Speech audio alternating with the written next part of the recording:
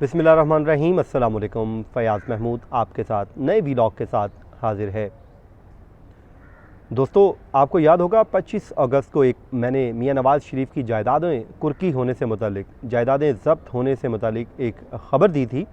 आज अल्हम्दुलिल्लाह वो मेरी ख़बर बिल्कुल दुरुस्त साबित हुई और आज की तारीख़ पे ही मैंने बताया था कि उसमें क्या होगा, तो उस पर हम बात करते हैं। और साथ ही साथ आसिफ़ अली ज़रदारी साहब क्यों पेश होने के बावजूद यूँ लग रहा है कि शायद वो राह फ़रार इख्तियार कर रहे हैं। आज की 3 अहम केसेस हैं इस्लामाबाद की एहतसाब अदालत में जो ज़ेर समाअत थे, उस पर मैं बात कर रहा हूँ। आसिफ़ अली ज़रदारी साहब आज पेश हुए हैं और वही जो हमेशा होता है, जैसे जब भी कोई मुल्ज़िम पेश होता है तो उसकी सिक्योरिटी का जो मसला है वो दरपेश होता है इंतज़ामिया को। तो आज भी ऐसा ही था, जिस पे बड़ा बाद में शोर हुआ। यानी कि बल्कि जब भी आसिफ़ अली ज़रदारी साहब पेश होते हैं तो इनकी सिक्योरिटी को यकीनी बनाने के लिए बड़े फूल प्रूफ गवर्नमेंट की तरफ से इंतज़ामात को यकीनी बनाया जाता है, ताकि ऐसा कोई हादसा जो खुशगवार ना हो, नाखुशगवार वाक़या ना दरपेश आए। तो इनकी सिक्योरिटी होती है जिसका नुकसान अल्टीमेटली हमें होता है, चाहे हम मीडिया से हैं, चाहे कोई आम साइलिन है, तो वो यकीनन उससे सफ़र करते हैं। आज भी ऐसा ही हुआ कि जुडिशल कॉम्प्लेक्स से काफ़ी दूर हमें रोक दिया गया। उसके बाद हमारी क्लियरेंस हुई, फिर हमें बताया गया आप इस रास्ते से आगे चले जाएँ। ख़ासकर जो मीडिया के लोग थे वहाँ से हम गुज़रे, तो वहाँ पर जब पहुँचे तो वहाँ पर भी खारदार तारें थी। तो फिर एक वो साइड से जंगलों से होते हुए जो झाड़ियाँ थीं उसमें से गुज़र के खैर अल्लाह अल्लाह करके मैं अदालत में पहुँचने में कामयाब हुआ। तो उस वक्त जो आसिफ़ अली ज़रदारी साहब अपनी नशस्त पर बैठे हुए थे, साथ में उनकी हमशीरा थीं फ़रियाल तालपुर साहिबा, वो भी मुल्ज़िम हैं, और उसके अलावा उनकी बेटी आसिफ़ा भुट्टो वो भी मौजूद थी। और साथ में उन्होंने ट्विटर का जो महाज़ एक बार फिर संभाला हुआ था कि उनको रोक दिया गया और जुल्म हो गया। हालांकि वो सिक्योरिटी सिर्फ उनके लिए है जिससे हम भी सफ़र करते हैं, जिस पे बाद में बड़ा एक शोर भी हुआ। तो आज एक बार फिर जब केस की बात हुई तो आसिफ़ अली ज़रदारी भी मौजूद थे। और आज क्योंकि मेगा मनी लॉन्ड्रिंग केस और पार्क लेन रेफरेंस का जो ज़िमनी रेफरेंस है उसमें मुल्ज़मान पर चार्ज फ्रेम होना था, फ़र्द जुर्म आयद होना थी। तो आज मुझे लगा कि आज फिर एक बार रिपीट टेलीकास्ट हो रही है, जो वैसी ही हुई थी एक दिन जब मेगा मनी लॉन्ड्रिंग केस में उस वक्त चार्ज फ्रेम होना था।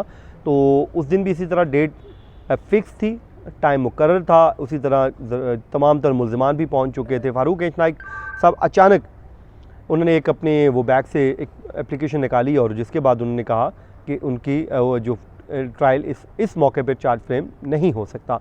तो ऐसा ही कुछ आज भी उन्होंने किया, एक दरख्वास्त निकाली और उन्होंने जो रेफरेंस है उसमें से उनको रेफरेंस खारिज करके उनको बरी करने की दरख्वास्त कर दी। ये 2 दरख्वास्तें दायर कर दी, सेम उसी तरह जिस तरह लास्ट हेयरिंग उस हेयरिंग में नैब प्रोसिक्यूटर सरदार मुज़फ़्फ़र अब्बासी साहब ने कहा था कि हमें 30 मिनट दें, हम आज ही, यानी कि नैब इस पर आर्गूमेंट कर देती है और आज ही इसको निपटा दें। और उस वक्त भी फ़ारूक एच नाइक साहब का जवाब था कि नहीं, मैंने तैयारी करनी है। तो उस पे नैब प्रोसिक्यूटर सरदार मुज़फ़्फ़र ने कहा था कि दरख्वास्त आपकी है, तो आप कैसे तैयारी करेंगे, हमें वक्त मांगना चाहिए, लेकिन हम वक्त नहीं मांग रहे। तो आज भी ऐसा ही कुछ कमरा अदालत में देखने को मिल रहा था। जिसके बाद आसिफ़ अली ज़रदारी साहब के इर्द गिर्द उनके लोग भी बैठे हुए थे, उन्होंने बड़ा अपने आप को कवर किया हुआ था कोरोना से बचने के लिए, ग्लव्स पहने हुए थे, मास्क पहना हुआ था, वो जो फेस शीट है वो भी उन्होंने लगाई हुई थी। तो वो तमाम तरह इंतज़ामात के साथ बैठे हुए थे।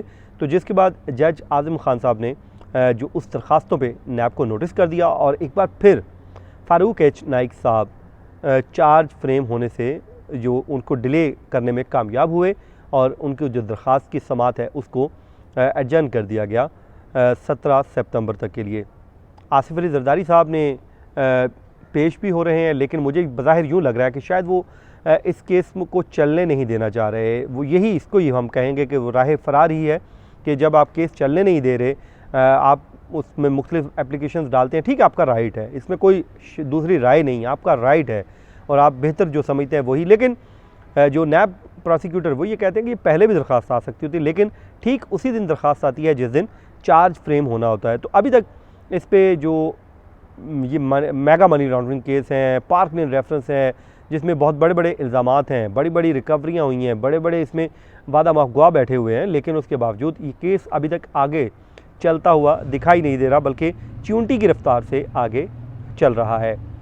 खैर, ट्रायल तो अभी शुरू ही नहीं हो सका क्योंकि इसमें चार्ज फ्रेम होगा तो उसके बाद ये ट्रायल शुरू होगा। अच्छा, तो ये तो हो गया जी आज की जो दरख्वास्तें। अब 17 तारीख को इस दरख्वास्तों पे पहले समाअत होगी, उसके बाद अदालत अगर समझती है कि दरख्वास्तें निपटा दी तो फिर चार्ज फ्रेम कर दिया जाएगा। और जब फ़ारूक अजनाइक साहब से ने आज जब सिक्योरिटी की बात हुई तो उनके वकला ने वहाँ पे शोर कर दिया। उन्होंने कहा कि जी हमें आने नहीं दिया गया, ये हो गया, हमें रोक लिया गया। ठीक है, जेन्युइन प्रॉब्लम है, हमें भी मसाइल का सामना है, लेकिन सिक्योरिटी तो उनके क्लाइंट के लिए है। तो फ़ारूक अजनाइक साहब आगे बढ़े, उन्होंने आगे बढ़ के उन्होंने कहा कि यह इस कोर्ट रूम को आप देख लें, इस कोर्ट में कितना रश है, इवन कि इसमें तो मीडिया के लोग बैठे हुए हैं। मीडिया के लोगों को भी उन्होंने क्या रिस्ट्रिक्ट करना होगा। हमने तो उसको यही समझा कि शायद वो चाह रहे हैं कि इस पर उस तरह की कवरेज ना हो पाए जिस तरह के पनामा रेफरेंस में हमने कवरेज की थी। तो क्योंकि जैसे ही कवरेज होगी मीडिया पे तो यकीन इसमें फैक्ट्स भी सामने आएंगे, एविडेंस सामने आएगा, तो वो मीडिया पे हाईलाइट होगा। तो चीज़ें वो चाह रहे हैं कि शायद कंट्रोल करके चलें ताकि बहुत ज़्यादा इश्यूज़ ना क्रिएट हों। उनकी पॉलिटिकल पार्टी है तो ये सारे इश्यूज़ ना सामने देखने आए पड़े। फिर आसिफ अली जरदारी साहब से वापसी पे एक सवाल भी हुआ। उनसे हमने पूछा कि शहबाज शरीफ साहब तो आपको घसीटने की बातें करते थे, तो अब तो आप मिल रहे हैं, क्या कहते हैं? तो उन्होंने, पॉलिटिशियन है, उन्होंने जवाब दिया कि होता रहता है, ये पॉलिटिक्स में आपको पोजीशन लेना पड़ती है, कभी कुछ कहते हैं कभी कुछ, यानी कि दूसरे अल्फाज में यू टर्न को वो भी बुरा नहीं मानते। तो फ़ारूक अजनाइक साहब से जब हमारी एक तोशा खाना रेफरेंस पहले शुरू होने से पहले एक गपशप हो रही थी तो हमने उनसे पूछा कि आप इसमें तो कोई दरख्वास्त नहीं देंगे? तो उन्होंने कहा कि मैं ऐसी दरख्वास्त नहीं दूंगा। तो बल्कि उसके एक दोस्त ने उनको कहा कि जो मियाँ साहब का केस था, मियाँ नवाज शरीफ साहब का केस, वो तो यूँ भागा था, लेकिन आप तो बड़ा आराम से चलने दे रहे, बल्कि आप चलने ही नहीं दे रहे। तो वो हंस पड़े। तो एक दूसरे दोस्त ने उसमें ऐड किया, उन्होंने कहा कि मियाँ साहब तो एक दफ़ा बोल पड़े थे, उन्होंने कहा था कि मैं वकला की फ़ीसें दे के तंग आ गया हूँ। तो उन्होंने फ़ारूक नाइक साहब का जवाब था, हालांकि दोस्त हैं आजकल, इनका इत्तेहाद है आपस में, उन्होंने कहा कि उन्हें भी पहली बार पता चला कि क्योंकि जेब से दे रहे थे, वरना तो वो गवर्नमेंट का ही खाते थे। तो मैं हैरान भी हुआ। खैर उन्होंने कमेंट कर दिया, अच्छा चले, ये उनकी एक अपना पर्सनल राय है। तो जरदारी साहब का ये रेफरेंस जी आज इस पर हेयरिंग ख़त्म हुई, तो जिसके बाद वो वहाँ से चले गए और सिक्योरिटी का जो स्टाफ है ख़त्म हो गया।